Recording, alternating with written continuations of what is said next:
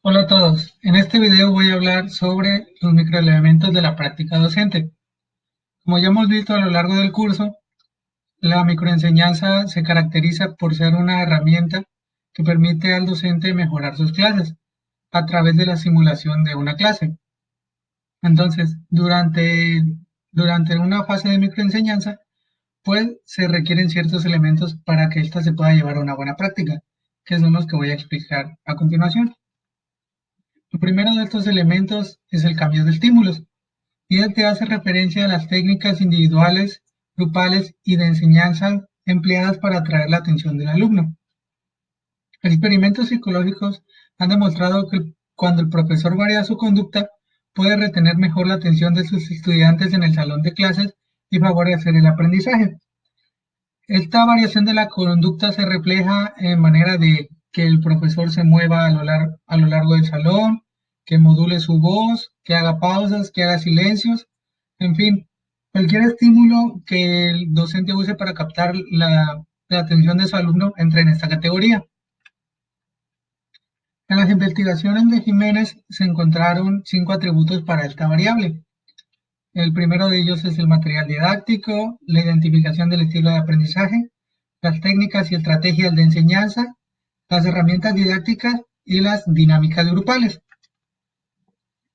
Bueno, el segundo factor en la fase práctica de la microenseñanza es la formulación de preguntas.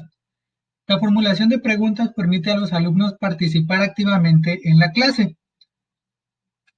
Como menciona Woolfolk, cualquiera que sea su edad y habilidad, todos los estudiantes deberían tener cierta experiencia con preguntas que estimulen el pensamiento y, de ser necesario, recibir ayuda para aprender a responderlas. Bueno, en esta fase de formulación de preguntas, la microenseñanza permite al profesor practicar esta habilidad, que consiste no solo en el uso adecuado de preguntas, sino también en que éstas sean de una categoría adecuada, que sean de sondeo, que sean preguntas divergentes o preguntas convergentes según la ocasión. Luego tenemos el control grupal. Es la identificación del tipo de alumnos y grupos para los cuales se deben diseñar las actividades. En el control grupal podemos encontrar elementos como la organización de la forma en la que va a trabajar el grupo, en la medida de lo posible tratar a cada alumno individualmente, dar instrucciones claras, establecer normas de comunicación, incluir a los alumnos en el establecimiento de las normas de la clase y, obviamente, conocer a los alumnos. Luego tenemos la actitud docente. El profesor no solo transmite información a los alumnos, sino toda otra serie de competencias a lo largo de su interacción con ellos. El alumno adquiere nuevas habilidades con base en la observación del modelo que el profesor le presente y a su elaboración activa de la experiencia observada. Los patrones del comportamiento del profesor influyen en los patrones del comportamiento de los alumnos. El lenguaje no verbal y el lenguaje verbal del profesor está continuamente siendo estructurado por los estudiantes, y de este lenguaje los estudiantes deducen cómo el profesor se siente en relación con ellos.